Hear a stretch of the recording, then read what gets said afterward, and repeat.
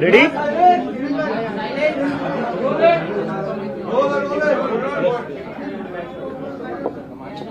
Ready? नमस्कार सगळ्यांना.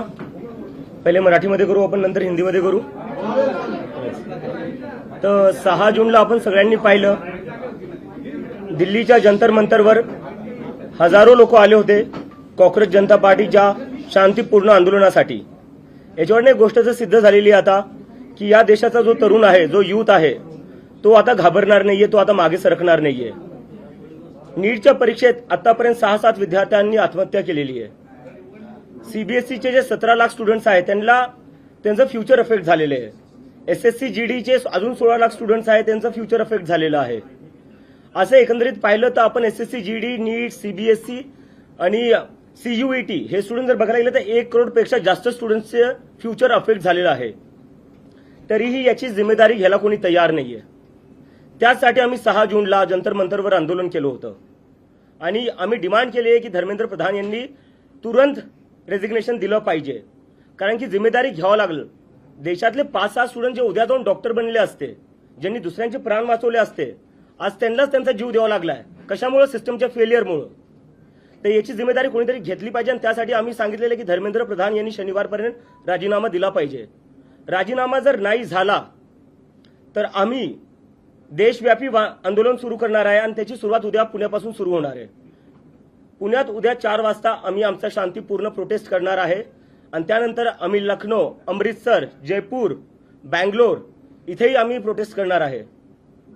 तर आमची परत एकदा विनंती आहे की तुम्ही काही करून जिम्मेदारी घ्या, नैतिक जिम्मेदारी घ्या. तुमच्यामुळे स्टुडंट्स आत्महत्या करतायत, लाखो करोडो स्टुडंट्सचं भविष्य बर्बाद होते तुमच्यामुळं. सगळं वाटोळं होऊ लागलं स्टुडंट्सचं. याची कोणीतरी जिम्मेदारी घ्यायला पाहिजे. देशात आज अकाउंटेबिलिटी राहिली कुठे? स्टुडंट्स ओरडू लागले, थकून चालले, पेपर लीक होऊ लागले, सर्व्हर डाऊन होऊ लागले. कोण जिम्मेदारी घेणार याची आणि कधीपर्यंत असं चालणार आहे? ते आमची परत एकदा मागणी आहे की धर्मेंद्र प्रधान यांनी त्वरित राजीनामा दिला पाहिजे आणि जर ते राजीनामा नाही देणार तर देशव्यापी आंदोलन होईल आणि त्यानंतर 20 तारखेला देशव्यापी सगळ्याच जागी मी स्वतः जाऊन प्रोटेस्ट करेल आणि तिथे जाऊन लोकांना आवाहन करेल की सगळ्यांनी दिल्लीला या. जर धर्मेंद्र प्रधान यांचा राजीनामा नाही झाला तर 20 तारखेला दिल्ली येथे सगळ्या देशातला तरुण येईल आणि धर्मेंद्र प्रधानचा राजीनामा घेतल्याशिवाय वापस जाणार नाही. धन्यवाद.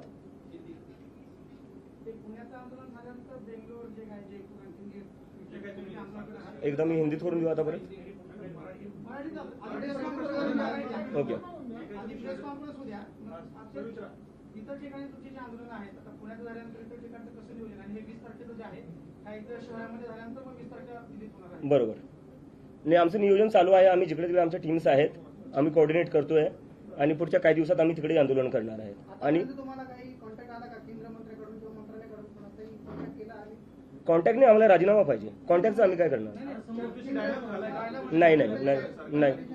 डायलॉग एकच झाला. आमचे अकाउंट बंद केले, आमचे सोशल मीडिया हॅक केले. ते नसते केलं तर मला अमेरिकेवरनं इथे याची गरज पडली नसती.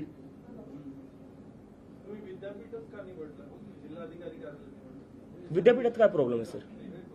नाही, प्रॉब्लेम काय? एज्युकेशनची जी आंदोलन होतात त्या संबंधित इन्स्टिट्यूटमध्ये होत असतात. विद्यापीठ सर मला काय वाटतं ना, कुठं आंदोलन करतोय, कुठं करतोय हा प्रश्न आहे का सर? 6 स्टुडंट्सने आत्महत्या केलेली आहे.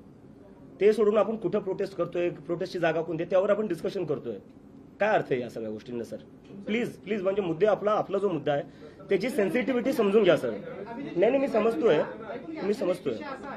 साधारणतः जेव्हा आंदोलन होतं तेव्हा कलेक्टरला निवेदन दिलं जातं वगैरे अशा गोष्टी होत असतात म्हणून आम्ही हा प्रश्न विचारतोय. तुमच्या आंदोलनाच्या स्थळाला आम्हाला काही आक्षेप काही कारण नाही, बरोबर आहे तुमचं. पण माझं आहे की परमिशन भेटलेली आहे, तिथे काही प्रॉब्लेम नाहीये. प्रोटेस्ट कुठेही हो, 6 विद्यार्थ्यांनी आत्महत्या केलेली आहे. लाखो करोडो स्टुडंट्सचं आयुष्य जे आहे ते त्याच्यावर मोठा क्वेश्चन मार्क आहे. मला वाटतं आपण त्याच्यावर थोडं फोकस करूया. नरेंद्र मोदी हे धर्मेंद्र प्रधानांचा राजीनामा घेतील असं तुम्हाला वाटतंय का? कारण तुमच्या पहिल्या दिवशी जे आंदोलन होतं त्याला चांगला प्रतिसाद मिळाला, पुढे देखील प्रतिसाद मिळेल काय? मला असं वाटतं जर ते रशिया युक्रेनचं वॉर थांबवू शकतात तर राजीनामा तर घेऊ शकतात. आम्ही 20 तारखेला आता दिल्लीत जाणार आहे. त्याच्या आधी आम्ही देशभर आंदोलन करणार आहे. हा, आम्ही आता परत सांगतोय 20 तारखेला दिल्लीत होणार आहे. आधी त्याच्या आधी आम्ही देशभर आंदोलन करणार आहे. आंदोलनानंतर नेमका काय फरक पडला, काय बदल झाला, लोकांचा तुम्हाला पाठिंबा वाढला, पहिल्या आंदोलनानंतर काय काय झालं? कॉंग्रेस जनता पार्टीमध्ये कसं बदल घडले? पार्टीमध्ये काय झालं? पहिल्या आंदोलनात तिथं जाऊन मला कळलं की देशभरातून तिथं लोक आलेली होती. म्हणजे सिक्कीमवरनं लोक आली होती, जम्मू काश्मीरवरनं लोक आली होती, केरळवरनं लोक आली होती, तमिळनाडूवरनं आली होती, काही लोक ओडिसावरनं आली होती, बंगालवरनं आली होती. आणि त्याच्यानंतर त्यांचं असं झालं की आता हे देशभर वाढलं पाहिजे. म्हणजे मला तिथं भरपूर जे सगळे तरुण जे आलेले होते देशभरातून त्यांनी मला सांगितलं की तुम्ही देशभर करा. आणि त्याच्यामुळे आम्ही आता वेगळ्या वेगळ्या राज्यात करणार आहे. आंदोलन दाबण्याचा प्रयत्न होतोय, काही धमकीचे फोन किंवा घरच्यांना असं काही threatening असं काही होतं? म्हणजे हे तर चालूच आहे. माझ्या घरच्यांना धमक्या भेटताच आहेत, ते चालूच आहे. आणि मला आता सोशल मीडियावर येतात, म्हणजे इथे येण्याआधी मला म्हणलं तू ये प्रेस कॉन्फरन्सला, आम्ही कॉक्रोच मारण्यासाठी हिट घेऊन ठेवलेला आहे. तर अशा प्रकारच्या धमक्या चालूच आहेत. कुठेतरी सरकार सिरियसली घेत नाहीये युथचे प्रश्न. आता म्हणजे मला कळत नाही की अजून सरकारला कशाची वाट बघते. स्टुडंट्स आत्महत्या करताय, 1 करोडपेक्षा जास्त स्टुडंट्सचं फ्युचर अफेक्टेड झालेलं आहे. अजून म्हणजे काय करावं लागणार आहे सिरियस व्हायला तुम्हाला? म्हणजे सिरियस कुठं ना कुठं व्हावंच लागणार आहे. घेत नाही, that is absolutely right. Abhijit, तुम्हाला बाकी कुठल्या पार्टीचा सपोर्ट आहे किंवा पाठिंबा दिले का बाकी कुठल्या पार्टी? नाही, मी एक गोष्ट क्लिअर करू शकतो की कॉक्रोच जनता पार्टीसोबत कोणीही असोसिएटेड नसणारी कुठलीही पॉलिटिकल पार्टी आम्ही कोणाला इन्व्हॉल्व्ह होऊ नाही देणार आहे. बट कुठल्याही पार्टीला जर स्टुडंट्सच्या मुद्द्यावर आम्हाला समर्थन द्यायचं आहे, युवकांच्या बेरोजगारीच्या मुद्द्यावर आम्हाला समर्थन द्यायचं आहे, ते आम्हाला समर्थन देऊ शकतात. कारण की जर तुम्हाला युवकांच्या मुद्द्यांवर राजकारण करायचं आहे, आमच्या मागण्यांना तुम्हाला समर्थन करायचं आहे, यू आर वेलकम. तुमचा negative पसरवला जातोय की तुम्हाला अमेरिकेतून हाकलून दिलं म्हणून तुम्ही हे सगळं करताय आणि भारतात आलाय. अमेरिकेतून मला हकलून दिलं असतं तर माझ्या हातात हातकडे असल्या असता बाबासाहेबांचं पुस्तक नाही. कॉंग्रेस जनता पार्टी जेव्हा सोशल मीडियावर सुरू झाली तेव्हा देशभरात अनेकांनी कोण प्रदेश अध्यक्ष कोण शहराध्यक्ष अशा घोषणा केल्या. खरंच अशी काही नेमणूक केली का? आणि अशी काही नेमणूक नाही झाली, पण हे लोकांची एक्साइटमेंट आहे, त्यांचं ते एनर्जी आहे, पॅशन आहे, ते स्वतःहून काही ना काही करू बघायला बघतायत. So I really respect that passion. पण आम्ही लवकरच आमच्या फॉर्मल बॉडीज पण अनाऊन्स करू. तुम्ही आता विद्यार्थ्यांच्या प्रश्नावर लढताय, या प्रश्नात तुम्हाला यश मिळाल्यानंतर ना पुढचे काही मुद्दे असणार आहेत का? सर, आधी हा प्रश्न सुटला तर आपण पुढच्या प्रश्नावर जाऊ. म्हणजे धर्मेंद्र प्रधानांचा राजीनामा घेणं की नीट पेपर फुटीची जी यंत्रणा सगळी कोलॅप्स झालेली आहे त्याच्यामध्ये कायमस्वरूपी बदल घडवून आणलं. सरकारनं परत परीक्षा घेतली आणि परीक्षा घेताना सांगितलं की आम्ही सीसीटीव्ही बसवू, सगळ्या केंद्रांवरती हवाई गस्त जे आहे ते घालू. नक्की बदल कशामध्ये होईल असं तुला वाटतं की धर्मेंद्र प्रधानांचा राजीनामा घेऊन हा प्रश्न सुटणार आहे? मला असं म्हणायचं बघा, आपण म्हणजे सगळे असं विचार करतोय की एका राजीनाम्याने सिस्टम बदलणार नाही. ठीक आहे, मलाही मान्य आहे. पण मला असं वाटतं, जर राजीनामा तुम्ही घेत नाहीये याचा अर्थ तुम्ही तुमची चूक मानत नाहीये. जोपर्यंत तुम्ही चूक मानणार नाही तोपर्यंत गोष्टी तुम्ही ठीक कसं करणार? काही खराब झाले ते आपल्याला आधी ऍडमिट तर करावं लागेल ना, एक्सेप्ट तर करावं लागेल काही खराब होतंय. जर आपण एक्सेप्टच करायला तयार नाही की सिस्टम खराब आहे, जर आपण रिस्पॉन्सिबिलिटीज घ्यायला तयार नाही की सिस्टम खराब आहे, तर सिस्टम मग ठीक कसं करणार? राजीनामा is the first step towards that.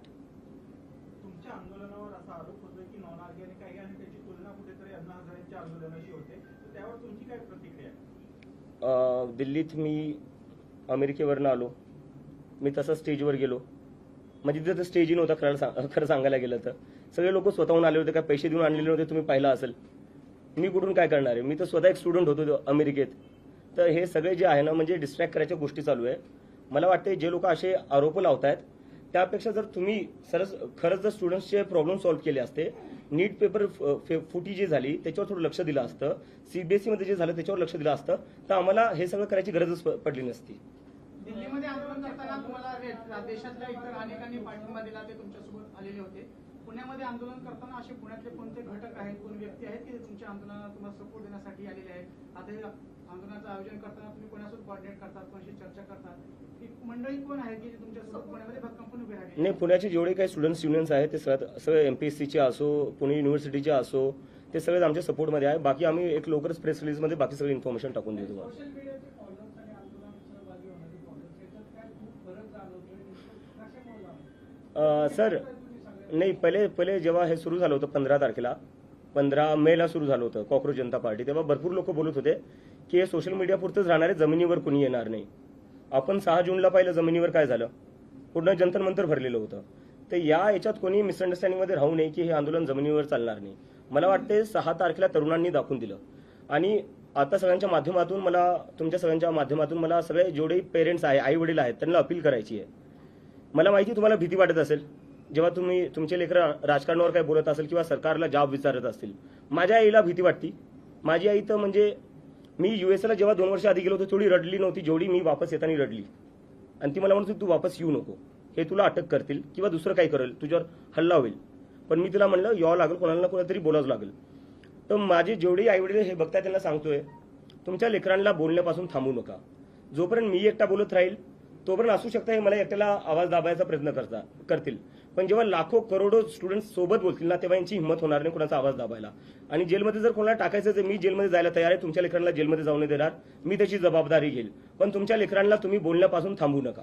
Abhijit आता अमेरिकेतून आलेला आहे, परत जाणार आहे का आता भारतात? नाही, आता इथंच सर, म्हणजे आता बॅक फॉर गुड. उद्या किती सपोर्ट एक्सपेक्टेड आहे, किती लोकांचं? उद्या हजारोमध्ये परत होईल. मला तर वाटतं जंतर मंतरपेक्षा मोठा होऊ शकतो. तुमच्या आंदोलनावर टीका होती, आंदोलनावर हिलेरीची मदत घेतली जाते इथपर्यंत. कशाची आतंकवाद्यांची मदत घेतली जाते. आज पत्र देखील संभाजीनगरमध्ये पोलीस, मुंबईतल्या एका माणसाने पत्र देखील लिहिलं पोलिसांना. तर दिल्ली पोलिसने एका आतंकवाद्याला परमिशन दिली असं म्हणायचं तुम्हाला? पुणे पोलिसने एका आतंकवाद्याला परमिशन दिली असं म्हणायचंय? असं म्हणायचं नाही. एक minute sir, I am answering sir, please. ठीक आहे, लिगली करतोय आम्ही, म्हणजे बेस काय याच्यात? आणि चला ठीक आहे, हे एकदा मी अज्युमी करतो. चला, म्हणजे मी एक पाहिलं, वेदांत जो होता 17 वर्षाचा स्टुडंट, ठीक आहे, त्या 17 वर्षाच्या स्टुडंटला पाकिस्तानी बोलण्यात आलं जेव्हा त्यांनी सीबीएसई मध्ये काय घोळ चालला तो एक्सपोज केला. तर तुम्ही मला पाकिस्तानी म्हणताय, जो 17 वर्षाचा सीबीएसई स्टुडंट आहे त्याला पाकिस्तानी म्हणताय. तुमच्यासारखे जे पत्रकार आहेत जे सरकारला प्रश्न विचारतात ते त्यांना पाकिस्तानी बोलल्या जातं. तर मग या देशात भारतीय राहिलो कोण? फक्त भाजपाले आणि त्यांचा आयटी सेल, आणि आम्ही सगळे बाकी पाकिस्तानी झालो. काय अर्थ आहे याला? एकदम ऑफेंड होऊ नका, आम्ही चांगल्यासाठीच तुम्हाला प्रश्न विचारतोय. तर आता तुमच्याकडे, आता तुम्ही युथ आहात, तुम्ही भारताचे भविष्य आहात, पण तुम्ही फक्त या धर्मेंद्र प्रधानच्या याच्याबद्दल बोलता. पण तुमच्याकडे तुमची काय मॉडल्स ऑपरेटी, पुढे भविष्यासाठी तुमचे काय प्लॅन्स, ते बिलकुलच सांगत नाही. सर 15 दिवस झालेत सुरू होऊन, 15 दिवस झाले सर. युथनी भारताला हेच मिळवून दिलं, इंडिपेंडन्स. किती वर्ष लागले होते सर? ते वर्षाचं नाही, त्यांनी ते लढले म्हणून भेटले. हो, पण किती वर्ष? ठीक आहे ना. आम्हाला 15 दिवस झाले सुरू होऊन. अभिजित, तुम्ही मध्ये की आता तुम्ही इकडे थांबणार आहात, जाणार नाही. Yes. तर तुम्ही अमेरिकेत नेमकं कशासाठी होता? नोकरी होती, शिक्षण होतं, ते नाही. संपलं का? आणि Yes. त्यानंतर आता भारतात येऊन परत कायमस्वरूपी राहणार, तर काय प्लॅन आहे तुमचा? माझं मास्टर्स चालू होतं, मी मास्टर्ससाठी गेलो होतो आणि आता मी जॉबसाठीच अप्लाय करत होतो. हे 15 दिवसाआधी माझं म्हणजे हे होतं की अमेरिकेत मी बेटर ऑपॉर्च्युनिटीसाठी गेलो होतो, तिथं सेटल व्हायचं होतं आणि जॉब्सचं अप्लाय पण करत होतो. आणि जेव्हा हे सगळं झालं, थोडं माझं आर्टिकल्स आले इंटरनॅशनल मीडियामध्ये पण, त्यानंतर मला जॉब्सची ऑफर पण भेटल्या. पण बरेचसे कॉक्रोच जनता पार्टीचे कॉक्रोचेस होते, ते सारखे म्हणत होते आपल्याला हे आंदोलन पुढे घेऊन जायचंय, आता आपल्याला हे सोशल मीडियापुरतं लिमिटेड नाही ठेवायचंय. त्यामुळे मग मी कुठं ना कुठं मला एक रिस्पॉन्सिबिलिटी होती माझ्यावर, मी सुरू केलेलं, त्यामुळं की मला कुठं ना कुठे देशात वापस यावं लागेल. आणि त्यामुळे मी आता इथं आलोय. भीती होती त्यांना? हा? एक भीती होती कॉक्रोच जनता पार्टीची आता राजकीय स्थापना झाली का? काय झालं पुढे? काय नाही, ही एक मुव्हमेंट आहे सर, ही एक मुव्हमेंट आहे. आणि मी परत तुमच्या सगळ्यांना रिक्वेस्ट करतो, मी ऑफेंड होते सर, मी रिक्वेस्ट करतो कारण की 15 दिवस झाले. 15 दिवसात तुम्ही कसं काय आमच्याकडून अपेक्षा करू शकता की आमच्याकडे सगळेच प्रश्नांची उत्तरं असू शकतात किंवा आमच्याकडे पूर्ण सिस्टम तयार असू शकतं? अपेक्षा नाही, पण करावं असं आमची. नाही, नक्की करू सर. पण दुसरा प्रश्न असा, Yes. तुम्ही अमेरिकेतून राहून आले, अनेकदा बघतो की अमेरिकन असं बोलतात आपल्या देशाबद्दल, वेगवेगळे असे चर्चा होतात. खरंच अमेरिकन काय विचार करतात तो भारतीयांबद्दल? नाही, तसा तर म्हणजे नेमकं विचारायचं नाही चर्चा भारताबद्दल. नाही, भारताबद्दल चर्चा होती कारण की जर अमेरिकेत बघायला गेलं, अमेरिकेची जी आयटी, खूप चांगला प्रश्न विचारला, याच्यावरून मला आठवलं. अमेरिकेची जी आयटी आहे, आयटी इंडस्ट्री, ते सगळे भारतीय चालवतात. सिलिकॉन व्हॅली जी आहे तिथं सगळ्या मोठ्या पोझिशन्सवर सगळे भारतीय आहेत. अमेरिकेत जर हायेस्ट पेईंग कम्युनिटी कोणती आहे ती भारतीय आहे. तर असं नाही की आपल्या देशात टॅलेंट नाही आहे, आपल्या देशात खूप टॅलेंट आहे. आपल्या देशात टॅलेंट इतकं आहे की युरोप असो का अमेरिका, तिथं सगळ्याचं हायेस्ट पेईंग जॉब्स जे आहे ते भारतीयला भेटतात. पण आपल्या देशात काय होत आहे? आपल्या देशात ती ऑपॉर्च्युनिटी आणि प्लॅटफॉर्म का नाही भेटत आहे जो बाहेर देशात भेटतोय? नीटचा पेपर जो फुटला त्याला जबाबदार कोण आहे? म्हणजे एनटीएचा संपर्क मराठवाड्यातले अनेक क्लासेस चालू झाला. पेपर होण्याच्या आधी 10 दिवस त्यांच्याकडे पेपर होता. एनटीए मधले जे तज्ज्ञ असतात त्या तज्ज्ञांनी ते प्रश्न जे आहेत ते क्लासेस पर्यंत पोहोचवलेले होते. हे नक्की गळती कशी झाली? म्हणजे सरकारचे फेल्युअर आहे की एनटीए मधले याच्यामध्ये दोषी आहेत, त्याच्यामुळे मग एनटीएच्या कर्मचारी अधिकाऱ्यांवरती कारवाई करा? सरकारच्या आतल्या लोकांशिवाय कोणतीच गोष्ट लीक नाही होऊ शकत. आणि मला वाटतं त्यामुळेच एज्युकेशन मंत्रालयात थोड्या दिवसाआधी आग लागली होती. मला आता निघायचं, हिंदीमध्ये मी करतो. अमेरिकेत शिक्षण घेतलंय, तिथली समजा एज्युकेशन प्रणाली जवळ पाहिली ती पाहिली, काय बदल व्हायला पाहिजे, काय झालं पाहिजे, काय नाही काय? सर त्याच्यावर आपण नंतर बोलू, आता आपण मुद्द्यावर नाही. मला एकदा आता हिंदीत हिंदी हिंदी हिंदी जो पेपर फुटी मी हिंदीत बोलतोय. मला टाइमाचं लिमिटेशन है. 6 तारीख को दिल्ली के जंतर मंतर पर आंदोलन हुआ था. हम सबने देखा दिल्ली के जंतर मंतर पर किस तरह से हमारे शांतिपूर्ण आंदोलन को समर्थन मिला. पूरा जंतर मंतर भर गया था. इससे यह साबित होता है कि इस देश का युवा अब इस सरकार से डरता नहीं, वो सवाल करेगा. और हम आज फिर से रिक्वेस्ट करते हैं एजुकेशन मिनिस्टर धर्मेंद्र प्रधान से, वो रिजाइन कर दे. अगर वो रिजाइन नहीं करते हैं तो अब हम देश भर आंदोलन करने जा रहे हैं, जिसकी शुरुआत कल पुणे से हो रही है. कल पुणे यूनिवर्सिटी में सभी लोग, सभी छात्र एमपीएससी के हो, नीट के हो, सभी छात्र आएंगे और एक बहुत बड़ा आंदोलन करेंगे और हम धर्मेंद्र प्रधान का रिजिग्नेशन की डिमांड करेंगे. इसके बाद लखनऊ, अमृतसर, जयपुर, बेंगलोर जैसे जगह पर भी मैं खुद जाकर आंदोलन करूंगा और ये आंदोलन पूरी तरह शांतिपूर्ण होगा और डेमोक्रेटिक होगा. और इसके बाद भी अगर धर्मेंद्र प्रधान रिजाइन नहीं करते हैं तो हम सब इस देश के युवा दिल्ली में फिर से 20 तारीख को जंतर मंतर पर आएंगे और धर्मेंद्र प्रधान का रिजिग्नेशन लिए बिना नहीं लौटेंगे. और मैं आखिर में ये कहना चाहता हूं सभी लोगों से, सभी स्टूडेंट से, सभी युवाओं से, अब हमें सबको मिलकर आवाज उठानी पड़ेगी. जब तक ये लोग हमारी बात नहीं सुनते, हमें सबको साथ में आना पड़ेगा. कब तक इस देश में स्टूडेंट सुसाइड करते रहेंगे, कब तक इस देश में पेपर लीक होते रहेंगे, कब तक इस देश में सर्वर डाउन होते रहेंगे और उसके बाद भी मंत्री अपनी कुर्सी पर बने रहेंगे. अगर आपकी एक गलती हो जाए, आपका फ्यूचर बर्बाद हो जाएगा. अगर आप कंपनी में कोई एक गलती कर दो, आपकी जॉब चली जाएगी. लेकिन यहाँ गलतियों पर गलतियां हुई जा रही है, लेकिन फिर भी रेजिग्नेशन नहीं हो रहा है. तो हमें कहीं ना कहीं इस देश में अकाउंटेबिलिटी फिक्स करनी पड़ेगी और उसके लिए सभी लोग हमारे आंदोलन को सपोर्ट करें. Thank you.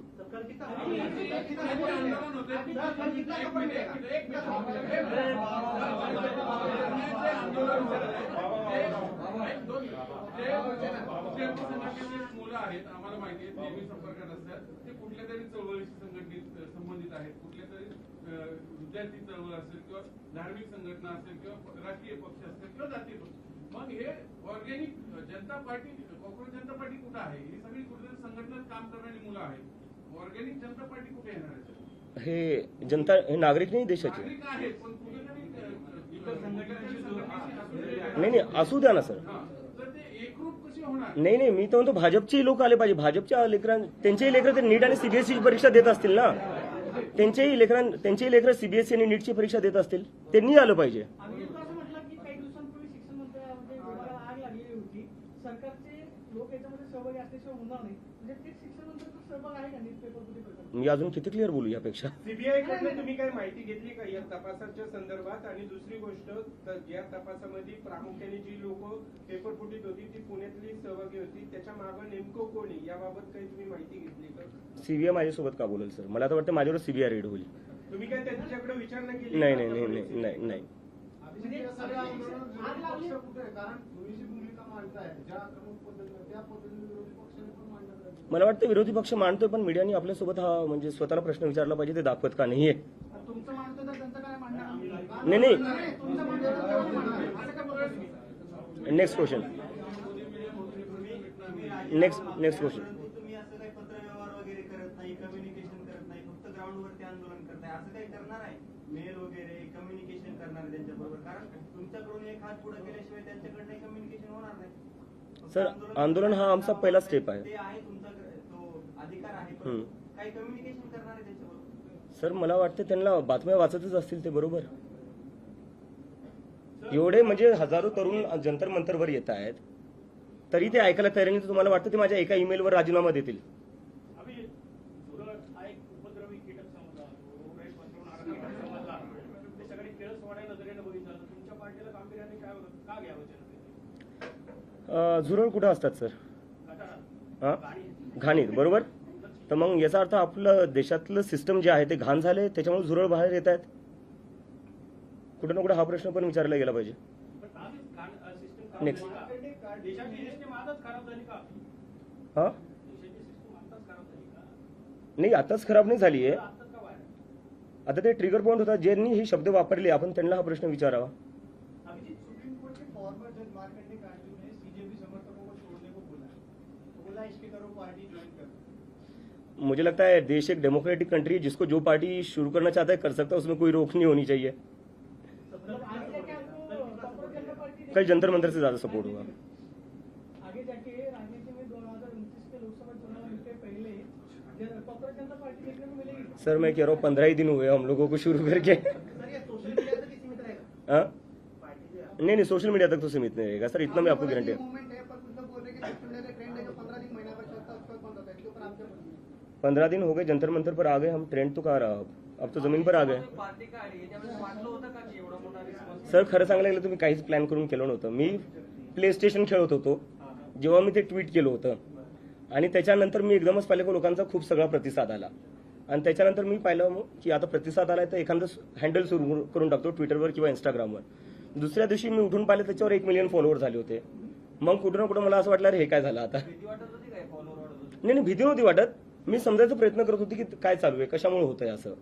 त्यानंतर मी जेवढे लोक फॉलो करत होते, काही लोकांचे मेसेजेस येत होते, त्यांच्याशी संवाद करायला मी ट्राय केला, आणि त्याच्यात समजलं की लोक खूप जास्त हे जे तरुण आहेत, 19 वर्षाची मुलं होती ती, कोणी रिसर्चमध्ये जायचं प्लॅन करते, कोणी डेटा सायंटिस्ट बनायचा विचार करत होतं, तर त्या लोकांनी एकंदरीत ना पॉलिटिक्सवरनं गिव्हअप करून टाकलं होतं। जेवढ्या पॉलिटिकल पार्टीज आहे त्यांनी एकदमच त्यांच्या एक्सपेक्टेशन संपले आहेत त्यांच्याकडून, आणि त्यांना असं वाटलं की हा प्लॅटफॉर्म कुठे ना कुठेतरी आमच्यासाठी यूज होऊ शकतो, आणि त्यामुळे मग त्यांनी मला प्रेशर केलं की आता ही मुवमेंट तू सिरियसली घे। आम्हाला माहिती आहे तू मजाकमध्ये सुरू केली आहे, पण तू आता सिरियसली घे। तुम्ही जो बाबासाहेबांचा फोटो आणि ते पुस्तक Yeah. दाखवलं ते अनेकांना आवडलं, मात्र काय सांगायचं होतं तुम्हाला ते? त्याच्याने मला हे सांगायचं होतं ही जी मुवमेंट आहे ती संविधानाच्या हद्दीत राहूनच चालेल आणि संविधानाचं पालन करूनच चालेल। Okay thank you.